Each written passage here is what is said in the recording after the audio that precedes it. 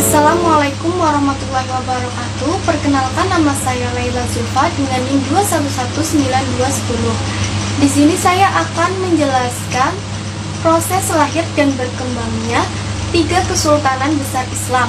Yang pertama ada Daulah Fatimiyah. Daulah Fatimiyah berdiri pada tahun 109 sampai 1171. Pembentukan awalnya dipelopori oleh Abdullah Al-Mahdi sebagai peletak dasar yang merupakan garis lurus keturunan Nabi Muhammad SAW. Gerakannya diawali oleh gerakan Syiah Ismailiyah oleh Abdullah Al-Maimun dikarenakan kekecewaan terhadap Bani Abbasiyah karena mengantarkan golongan Fatimiyah, sehingga Abdullah bin Maimun melakukan propaganda dan menyebarkan ajaran Syiah Ismailiyah secara sembunyi-sembunyi awalnya. Akan tetapi setelah berjalannya waktu, beliau mengajarkannya secara terang-terangan. Wilayah Daulah Fatimiyah meliputi Tunisia, Afrika Utara, Sicilia, dan Syria. Masa kejayaannya meliputi ekspansi wilayah besar-besaran yang menguasai Mesir dan membangun pusat peradaban Kairo, sedangkan pada bidang ilmu pengetahuan, Daulah Fatimiyah membangun Universitas Al-Azhar dan perpustakaan Dar al-Hikmah. Pada saat itu, khalifah yang terkenal memberikan sumbangsih terbesar untuk kemajuan negara yaitu Khalifah Al-Aziz. Beliau berhasil membawa puncak kejayaan dan kemakmuran. Dan yang kedua yaitu Al-Mahdi, yang berhasil memperluas wilayah sampai Afrika. Masa keruntuhan Daulah Fatimiyah disebabkan oleh perpecahan militer yang terbagi menjadi tiga gerakan yang saling bertentangan dan melemahnya khalifah penerus setelah berakhirnya kekuasaan Al-Mahdi. Daulah Fatimiyah mengalami keterpurukan dikarenakan khalifah penggantinya yang kurang cakap karena diangkat menjadi khalifah saat usianya yang masih sangat muda. Bahkan ada yang sejak balita sudah dijadikan khalifah. Maka pada saat itu, penguasa melakukan kecurangan dengan membentuk penguasa boneka. Sehingga, wibawa khalifah pada saat itu tidak diakui lagi oleh masyarakatnya. Yang kedua ada Daulah Syafawiyah. Daulah Syafawiyah didasari pembentukan awalnya merupakan tarekat agama yang dicetuskan oleh Syafi al-Din Ishaq yang merupakan seorang sufi menjadi gerakan politik dan menjadi sebuah kerajaan. Wilayah Daulah Syafawiyah yaitu di Persia. Masa kemajuannya oleh Gizi Bashishamlu yang disebut teotraktik, dan dalam bidang kebudayaan berhasil membangun masjid dan sekolah-sekolah. Dalam bidang ekonomi berhasil menguasai jalur perdagangan timur dan barat sehingga berdampak pada perekonomian yang baik.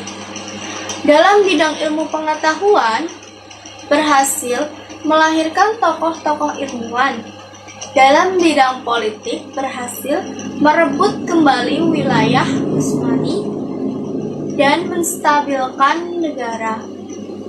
Dalam bidang militer, berhasil menguasai Tigris, menguasai Syirwan, menaklukkan Herat, Mart, dan Balkh, merebut Humus, dan mengganti pelabuhan Humun menjadi pelabuhan Bandar Abbas, dan menjadi pusat perekonomian.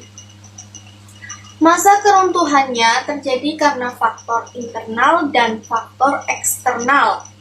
Faktor internal meliputi perebutan kekuasaan, dekandensi moral, dan perubahan administrasi.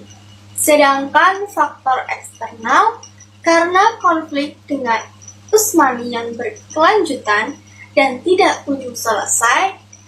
Dan yang kedua, karena musuh merampas wilayah-wilayah kekuasaan Daulah Syafawiyah. Yang ketiga ada pembentukan Daulah Mughal. Daulah Mughal merupakan daulah Islam pertama di India yang sangat berjaya pada saat itu dan sangat terkenal.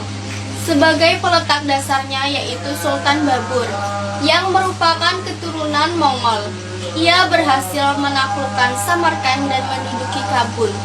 Wilayah kekuasaannya meliputi Turkestan sampai ke Teluk Balanga, dan masa kejayaannya terjadi di 4 penguasa besar, yaitu diawali oleh Agung Akbar yang berhasil mencetuskan pemikiran din-e-ilahi yang berhasil mendamaikan agama sehingga bisa hidup berdampingan. Beliau terkenal sebagai pemimpin yang bijaksana dan seorang ahli perang. Yang kedua, masa kepemimpinan Jahangir yang memberikan sumbangsih, membebaskan pajak pada masa itu, dan menghapuskan pemikiran din-e-ilahi dikarenakan ia mengikuti ajaran Ahlus Sunnah wal Jamaah, sehingga ia berpendapat bahwa din-e-ilahi tidak sejalan dengan keyakinan yang dianutnya. Yang ketiga ada masa Syekh Jihan. Pada masa itu berhasil memperluas wilayah dan menstabilkan negara. Dan yang terakhir pada masa Aurangzeb merupakan penguasa terakhir dan sebagai awal keterpurukannya Daulah Mughal. Adapun masa keruntuhan Daulah Mughal terjadi karena faktor internal dan eksternal. Faktor internalnya yaitu tidak adanya jalur sukses yang pasti, lemahnya para pewaris tahta kerajaan, pola kehidupan mewah dan boros para penguasanya, sehingga membebani anggaran belanja negara sehingga terjadinya kenaikan pajak. Kebijakan puritanisme dan pemaksaan ajaran Syiah.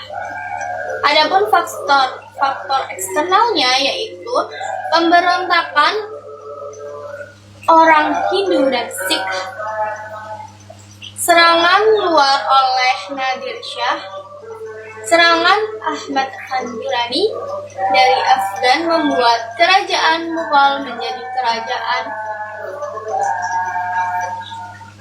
boneka, dan kedatangan Inggris. Mungkin itu yang dapat saya sampaikan, kurang lebihnya mohon maaf. Wassalamualaikum warahmatullahi wabarakatuh.